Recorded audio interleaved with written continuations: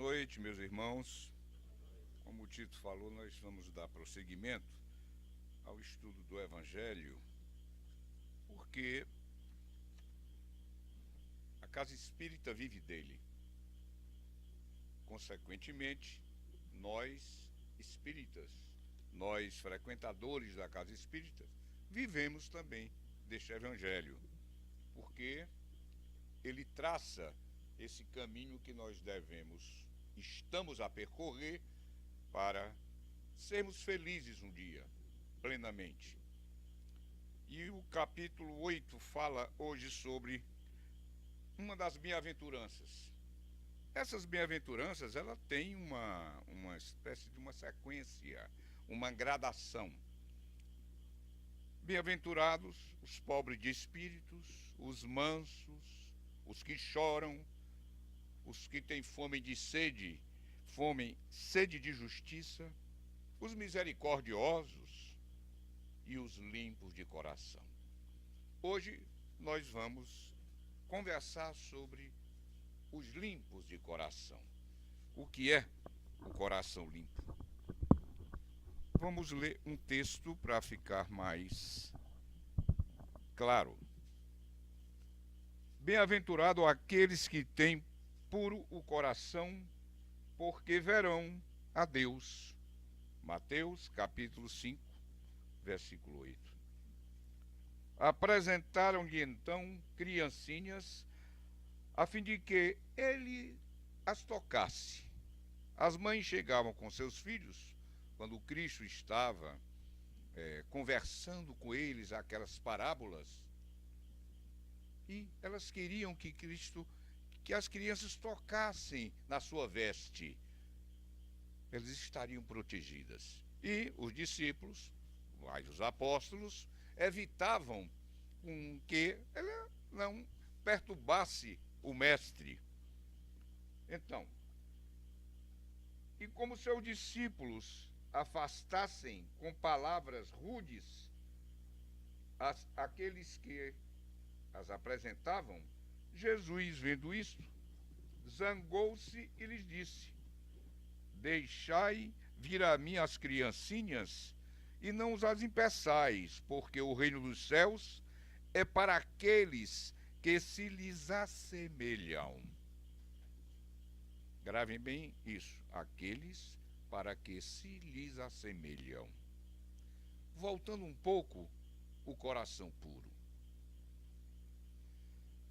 Na oração, naquele momento de introspecção que nós fazemos com o alto, com o divino, para que haja a ligação terra, mundo feliz,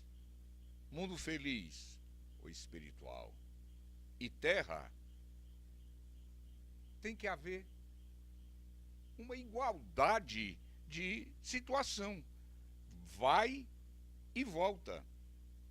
Como que nós vamos fazer este contato, tentar este contato, por exemplo, como no som, os ruídos, um dia chuvoso que impede que a comunicação seja feita? Então esse dia chuvoso é o nosso coração. Quando ele guarda um rancor, quando ele está com alguma impureza, seja ela de que natureza for. Coração puro nós só teremos quando formos espíritos puros. Mas uma raiva,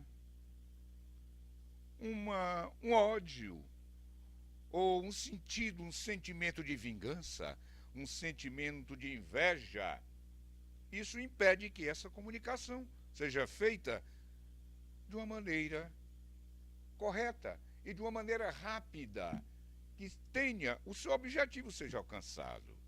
Senão, são palavras soltas ao vento. Então, quando ele fala aqui nas crianças que se assemelham,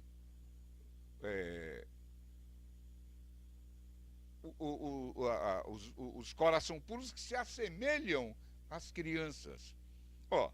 Mas a criança, alguém vai dizer, o espírito dela não é criança. Se ela tiver com e se o espírito dela tiver 300 anos, não é mais criança. Mas, até nisso, Deus foi sábio, que naquele momento da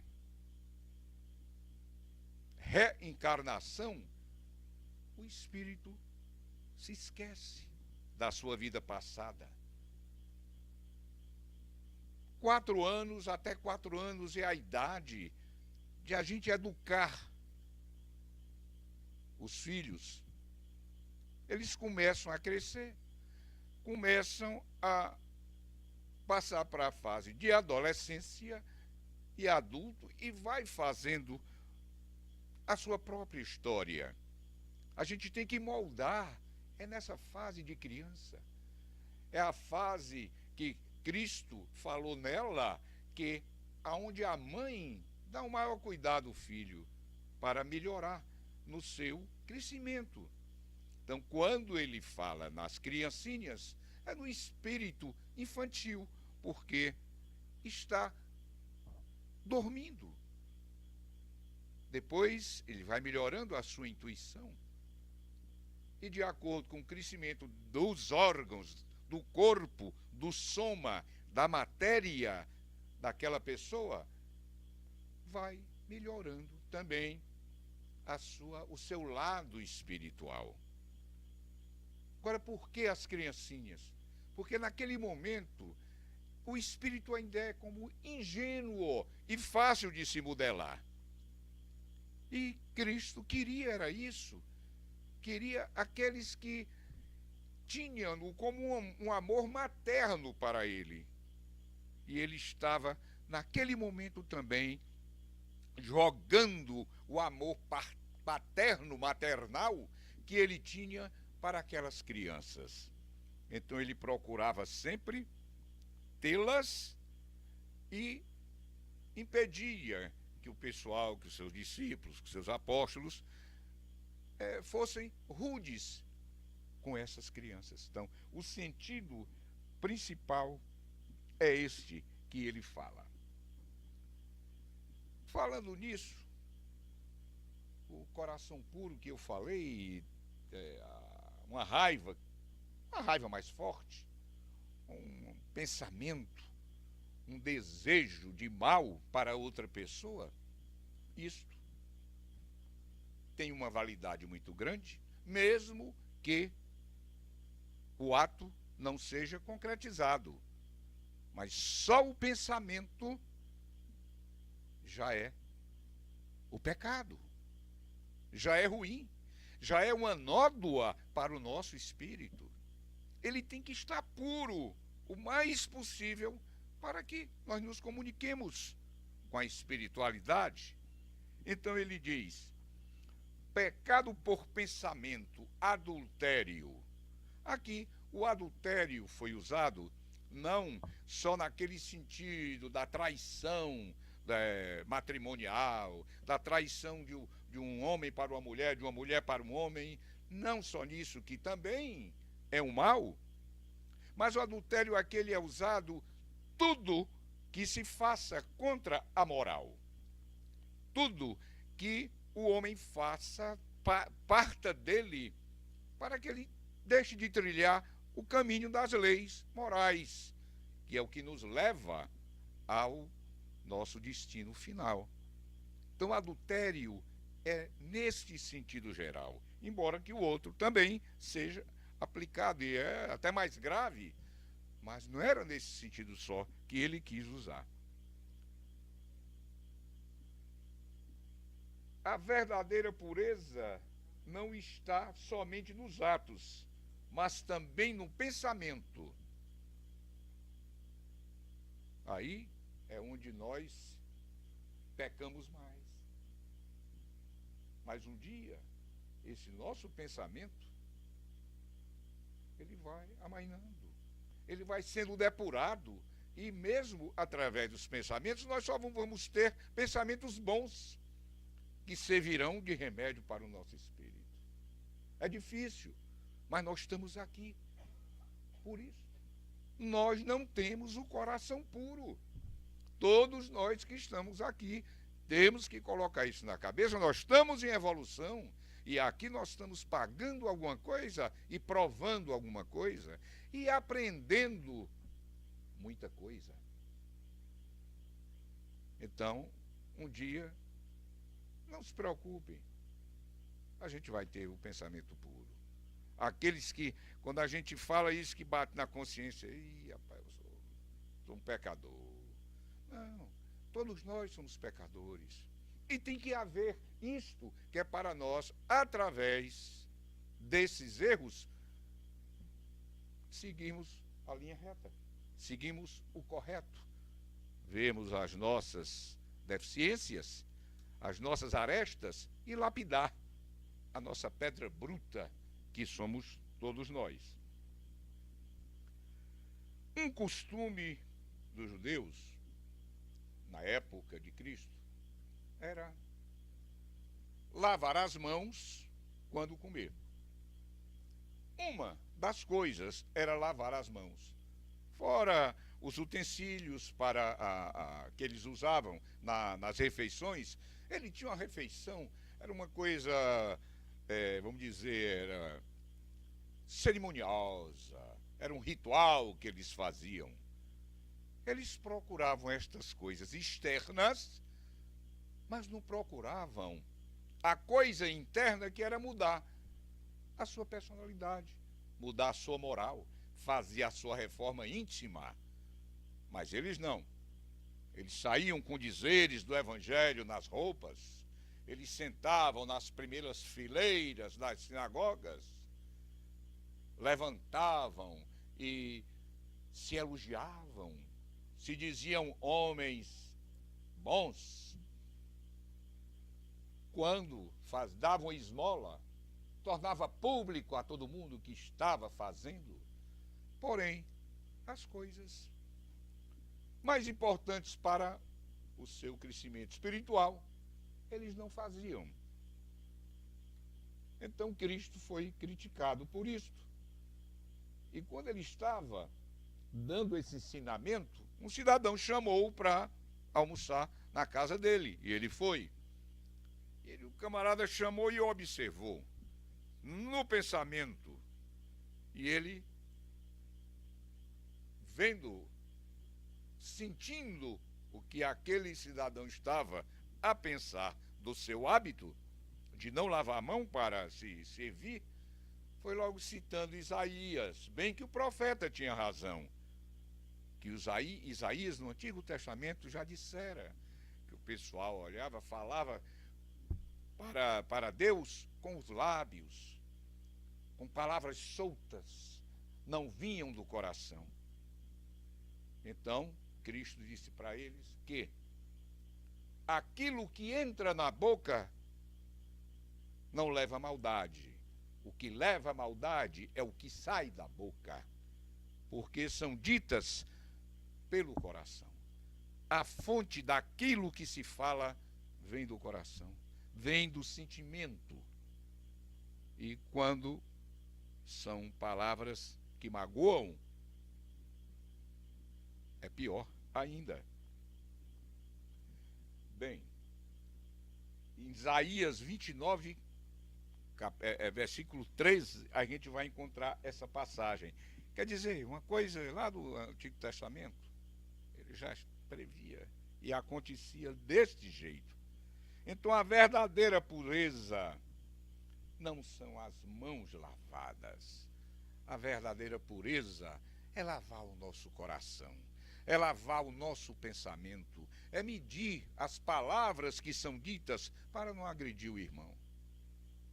Esta sim é que é a verdadeira pureza das palavras. E os escândalos?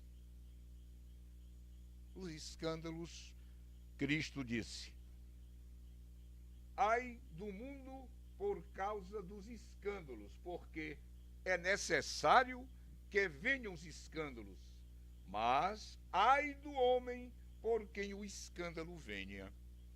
É uma coisa, tem uma antítese aí, mas o que ele quis dizer é que o escândalo é necessário para que nós aprendamos a corrigir os nossos erros.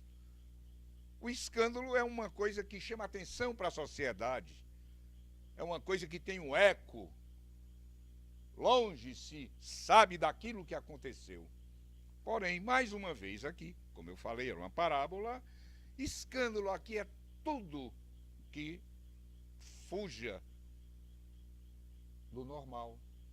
É tudo que fuja da reta que leva à felicidade plena. Tudo contra a moral é um escândalo. Não precisa ser espalhada, causar um impacto na sociedade.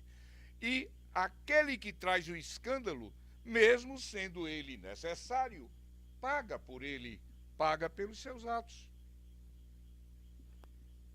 É preciso que haja escândalo no mundo, disse Jesus, porque os homens, sendo imperfeitos sobre a terra, são inclinados a fazerem o mal. E as más árvores dão maus frutos. O mal é uma consequência da imperfeição dos homens. E não que haja para eles obrigação em praticá-lo. Então, o homem entende o erro para se corrigir. Tem uns que, se fez a coisa, se não teve aquele escândalo, ele escapou ali, não apareceu, deu um jeitinho para não saberem que foi ele, que provocou aquilo, mas ele está pecando da mesma maneira. Não é preciso que seja tornado a público. Olha que só pelo pensamento ele já está errando. Então, como é que nós vamos ter mais ou menos puro o coração se nós estamos participando de um escândalo? Se nós estamos proferindo palavras que magoam o nosso irmão? Tudo isto tem a ver com esta pureza do coração. Os exilados de Capela, por exemplo, eram aqueles que não se corrigiam, que não queriam melhorar, não tinham jeito para eles, e eles vieram para a terra. Nós temos que combater esses pequenos defeitos que a gente vê no nosso dia a dia para nos tornarmos melhor por causa disso. Tenho certeza, claro, não tem, todos nós conhecemos, apenas como informação, mas numa sociedade tem aqueles que são renitentes, tem aqueles que fazem o mal e procuram viver no mal. Esse que tem chance, um dia, ele vai ser anjo, como disse o nosso amigo, mas para que isso não demore muito, que ele se corrija, que ele venha pagar o que ele está devendo, mas não, eles ficam nessa de deixa para lá para ver como é que está, ver como é que fica, e o tempo vai passando. E chega um momento que quando toda a população da Terra, quando a Terra tiver, não sair dessa expiação e partir para o mundo de regeneração, eles não vão. Porque do jeito que nós estamos nesse período de transição, existem mundos que estão nascendo agora. E lá tem espíritos primitivos também. É um ato contínuo. Isso não cessa. E existem mundos que estão melhor do que o nosso, crescendo mais do que o nosso, saindo do mundo de regeneração para um mundo feliz. Existem também. Então nós temos que ter cuidado. É como o aluno que perde o ano para não repetir. Senão vai ficar repetindo o ano. E cadê o progresso? Temos que ter cuidado com isso. A partir de quando? Desta nossa existência. Esta existência que a gente tem que procurar melhorar. Certo de que, com certeza, eu não sei o que eu fiz para trás, mas com certeza eu deverei dar outras voltas por aqui ou alhures mas a gente tem que fazer tudo para melhorar nessa existência atual, que é a que está valendo para a gente. Então, quando Cristo disse, deixai a vir a minhas criancinhas, o Espiritismo diz, deixai a vir a mim os homens experimentados. Por quê? A fé que a nossa doutrina ensina com amor compara-se com esses ensinamentos que Cristo deu para essas criancinhas. Essas criancinhas que Cristo se refere são aqueles espíritos mais atrasados, são aqueles espíritos que sofrem, são aqueles espíritos viciados. Ele procura esses como ele procurou Maria Madalena, como ele procurou os marginais da época da sua terra. Eles é que precisam do remédio salvador, eles é que sofrem e precisam do remédio curador para as dores das suas feridas. Então o Espiritismo, nossa doutrina, precisa de dar atenção àqueles que têm dúvida e que, infelizmente, não têm uma fé raciocinada. Sabemos que um dia vai chegar lá, mas essa fé raciocinada que a nossa doutrina mostra às claras, por isso que nós estamos crescendo, quantos centros espíritas existem aqui na nossa capital e espalhado no Brasil todo e neste mundo. Estas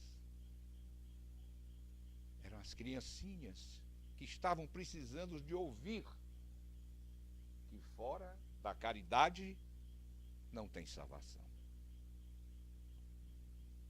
Bem-aventurados aqueles que têm os olhos fechados. João Maria Batista Vianney era um sacerdote que morava no vilarejo perto de Lyon, e ele conseguiu aos 20 anos entrar no seminário, porque o pai precisava dele na agricultura. E ele falava um dialeto na aldeia que ele morava.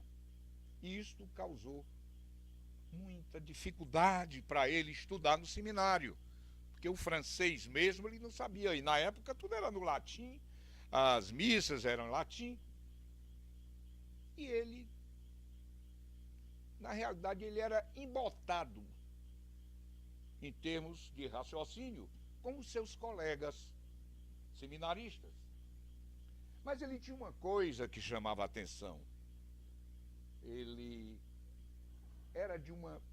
tinha uma santidade, ele demonstrava uma coisa diferente dos outros colegas, dos outros seminaristas. Ele era calmo, ele era dócil, ele tinha um amor por Cristo. E quanto amor ele dava para quem precisava dele. E passou-se o tempo. Ele conseguiu se ordenar com a ajuda de um padre. E depois ele foi ser pároco de uma cidade que ninguém queria ir, chamada Ars, A-R-S. Uma cidade com poucos habitantes, aonde não tinha igreja, aonde as tabernas eram frequentadas e prostituição, bebedeira, à vontade, e ele foi para lá. Até porque Ninguém queria ir. E ele foi. Ele não tinha a capacidade dos outros padres. E lá chegando, deu-se para aquela população. Conseguiu levar a palavra do Evangelho e a cidade modificou os seus costumes. A sua bondade espalhou-se na Europa. Caravanas e caravanas, gente de outros países iam se confessar com ele, que tinha sido proibido no início de confessar. Seus superiores deixavam ele fazer, celebrar a missa, mas confessar, não.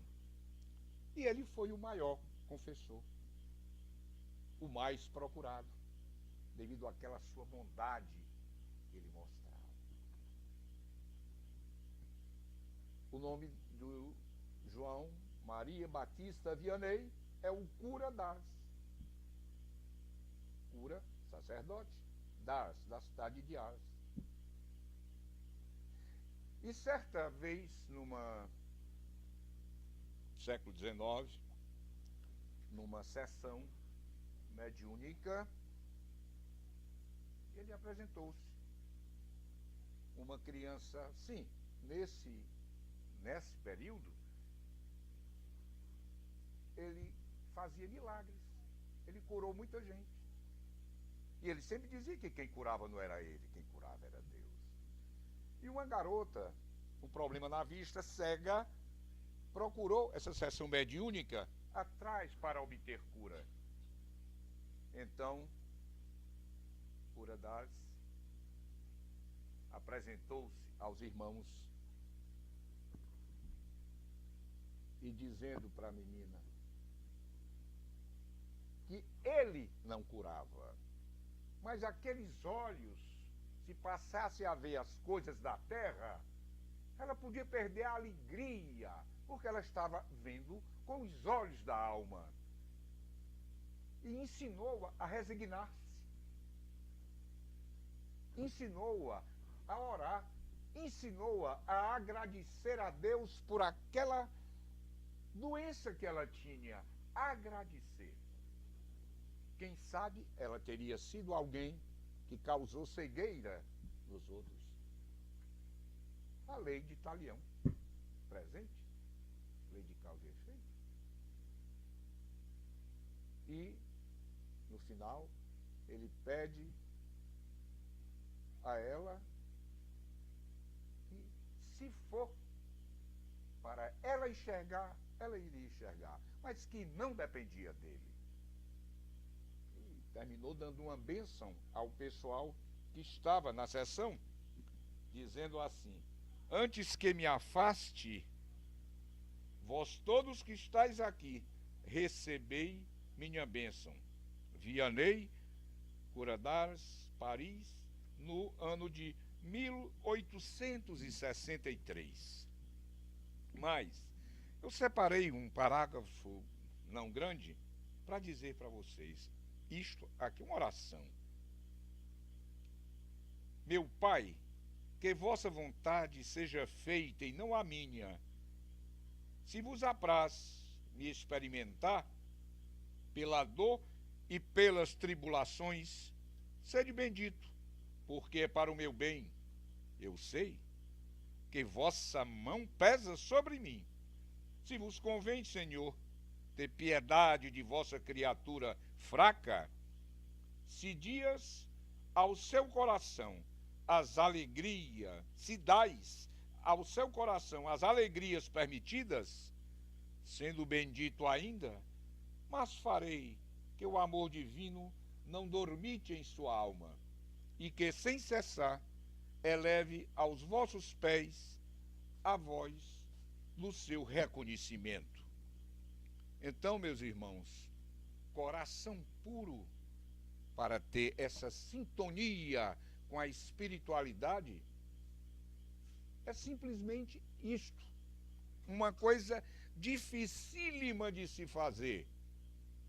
mas que nós temos que toda vida que venha essa mancha, a gente procure limpar, a gente procure fazer também o bem, amar, a caridade, porque vai limpando estas nódoas que se vão acumulando no nosso perispírito. Para isto é que nós estamos aqui. E como sempre, a gente faz uma trova no final. Quando eu falei nas palavras que saem, que são malditas e malditas, o nome está dizendo, eu fiz assim: palavras que só destroem e condenam, qual juízes, são feridas que não doem, mas que deixam cicatrizes. Um beijo no coração de vocês. Muito obrigado pela atenção.